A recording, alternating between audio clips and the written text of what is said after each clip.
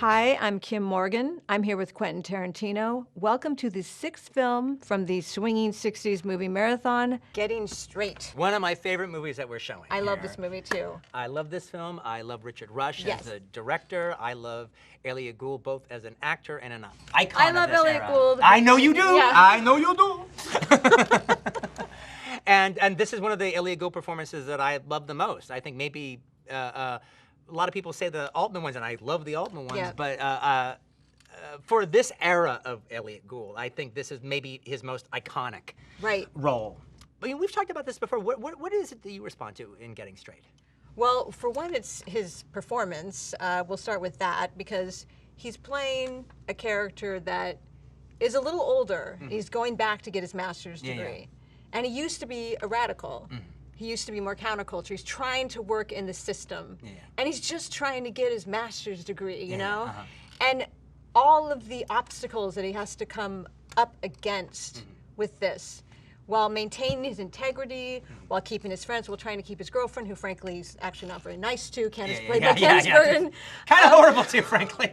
He apologizes at one point. He does apologize at one point. But I mean, all of the things that he's going through just to get his master's, at the same time, all this, you know, the turmoil of the time. The turmoil of the time is going on all around him. Mm-hmm. And I think Richard Rush, the way he shot it, I just think the camera work is amazing in this film. You feel the tension, you feel the action, you feel it all around him. And then in Gould's performance, which I think is so brave and so hard to do, I can't even imagine. When I was watching it again, I was thinking, who else could do this? Yeah. I thought, could Donald Sutherland have done this? Maybe, but he wouldn't have had the same kind of humor because Elliot Gould still has that sense of humor. He does, while playing a very serious guy that's going to go through a lot of emotional turmoil and pain. And so I think that, you know, we were talking about this before, if this is a movie that is a 60s movie or is it starting in the 70s, you know, because is it a movie that feels like the 60s are ending and the 70s are starting, or is it, I mean, I feel like it's sort of the beginning of the 70s in this movie. I'm not sure exactly how you feel about that. I think it's smack. Because it is the 70s. It was 1970. Well, it was released in 1970, but it was made in 69, I think, you know. And I think its heart is in 1969. Yes. And, but it is about a guy that's coming back. Oh no, it absolutely. And trying to work in the establishment. No, what you're saying is actually is interesting of the film, because Gould is a political revolutionary radical before that was fashionable to be that. You know, he was one of the civil rights freedom riders. Yeah, he says I was in Selma. He was at Selma. He made a point of being. He was at Selma, and he was going for his master's then, and let his political fervor get the best of him.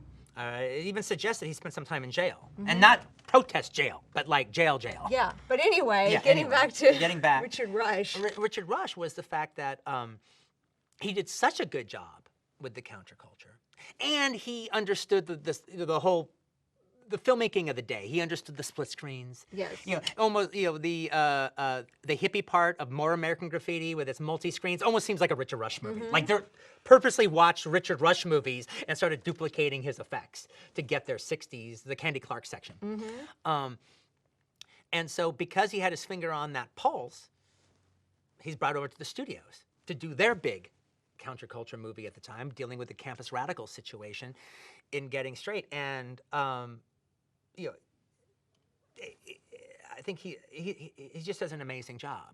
But let's get this party started, and then we'll be here mid-movie to talk some more about Getting Straight. So stay tuned for Elliot Gould, Candace Bergen, Max Julien, Robert F. Lyons, Jeff Corey, and a bunch of groovy people in Richard Rush's Getting Straight.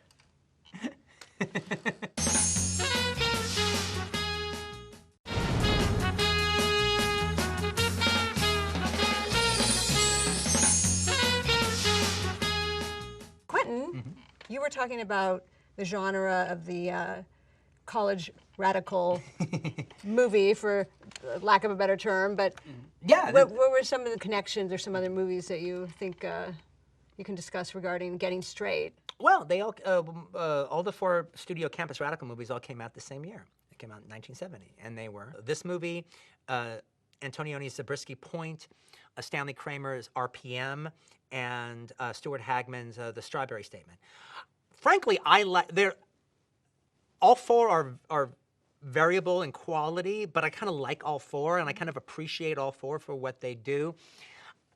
Getting Straight is my favorite of those 4. I think The Strawberry Statement is almost as good. And while I think Richard Rush is the better overall director, because every Richard Rush movie feels like a Richard Rush movie, and it has its own qualities, and his like Stock Company and Laszlo Kovacs. Yeah. There are aspects, sequences in The Strawberry Statement where Stuart Hagman seems almost like a David Fincher type, where it's like just like one exquisite set piece after another that's just cut to a fare-thee-well, and it's kind of magnificent, including the final attack by the cops at the end when they drag the students out. I'm frankly a big fan of all 4 of those movies. I mean, there's even something incredibly charming about RPM. It's the one movie that decides to take the point of view of the dean during a Campus Radical situation, and it makes a very interesting point that Anthony Quinn is basically playing the director Stanley Kramer. He's the old liberal lion who is famous and has dined out on his reputation as an old liberal lion, now coming to group with the new type of liberals that 1969 are offering, and they find him old-fashioned. He's just not up to it. And he's even questioning, are they going too far? Or is he, well, there's a great line in it, in RPM. He goes, well, wait, when you do this is Anthony Quinn talking to Gary Lockwood, when you do this, that's when I leave your revolution. No, Gary Lockwood says, that's when the revolution leads you. Yeah. And the fact that Stanley Kramer would put himself in the center of this piece and have the characters turn against him. You know, he does not find redemption at the end. He does not pull everything together. He's the scapegoat for everything that goes wrong. RPM isn't a good movie, but I find it very touching, nevertheless, that Kramer injected himself into the story and decided to criticize his own legacy. That's interesting because a lot of critics criticize his own legacy. They think he's self-serious. Well, I watched the movie with, I've seen it before, but I watched the movie with Elvis Mitchell. I go, wow, he even dressed like Stanley Kramer in the movie. Well, he's wearing Stanley Kramer's hairpiece, if that's what you mean. See you at movie wrap-up.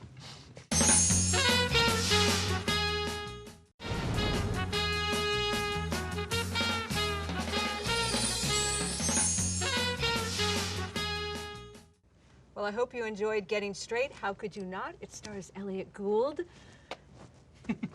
No movie that I can think of deals with teaching as a higher calling. Yeah. The way that Elliot Gould talks about it. The whole discussion happens at the beginning between him and that wonderful older actor who's in the film. Is it Jeff Corey? Percy Kilbrine. Oh, okay, yeah. But I love Jeff Corey in the Jeff film Corey's too. Great. Gould wants to teach in high school. Yeah. He doesn't want to teach in college. He wants to teach high school students. Because I love kids. Because I love kids. I want to get them before people F them up too much. And while their minds are still good. And then one of the teachers, and this one I think this is Jeff Corey, goes, okay, I know what you want. You want to be the English lit teacher that sees the Salinger sitting in the back of the room, sees the Joan Didion sitting in the back of the room, and gives him or her just the right word, the right piece of encouragement at just the right time. Right? And he goes, yeah. What about the other 99 kids? They deserve an education too, don't they? That's a very romantic way of looking at it. But of course he's going to think that way. Yeah. He's a romantic. Yes. And as you see, who's trying not to be a romantic now because he wants to just get the goddamn masters. But he is a good teacher because they show those scenes with his students. He's a great teacher. Bye, everybody.